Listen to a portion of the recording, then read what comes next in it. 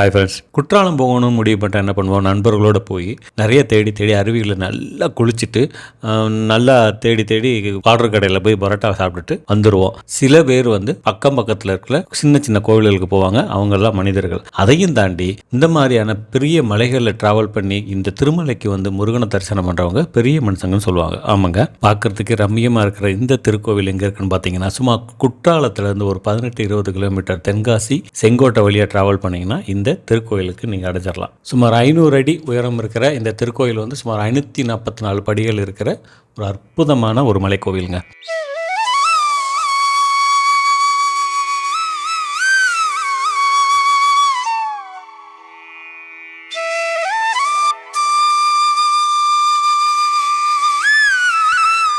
குன்றின் மேல் இருக்கும் குமரன் எங்கிருந்தாலும் முருகன் தான்.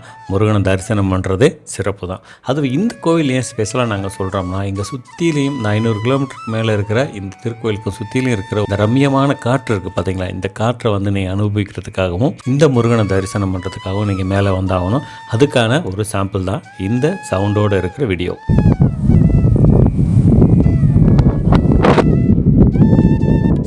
இதில் விசாகம் நட்சத்திரத்தில் பிறந்தவங்க அந்த கோவிலுக்கு கண்டிப்பாக ஒரு தடவை வரணும் அப்படின்னு சொல்கிறாங்க.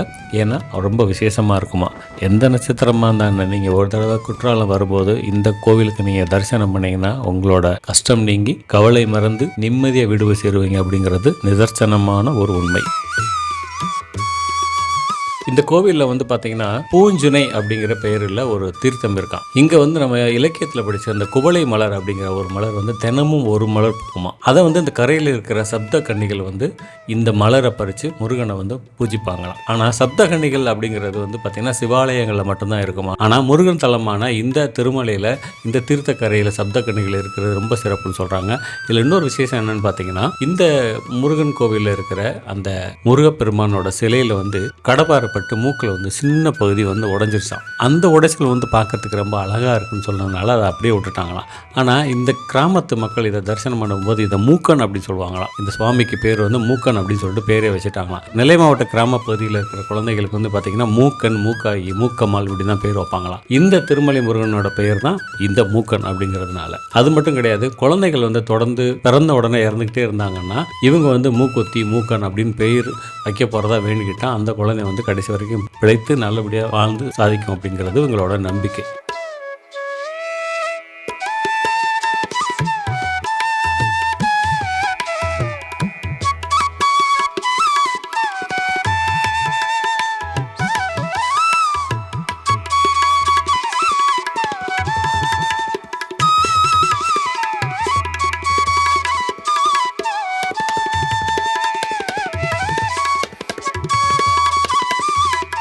கண்டிப்பாக இந்த இன்ஃபர்மேஷனும் சரி, இந்த கோவிலும் உங்களுக்கு பிடிச்சிருக்கும்னு நினைக்கிறேன். அப்படி பிடிச்சிருந்துச்சுன்னா எங்களோட சேனலை சப்ஸ்கிரைப் பண்ணிவிட்டு ரெகுலராக எங்களோட சேனலோட வீடியோஸை வாட்ச் பண்ணுங்கள். தேங்க்யூ.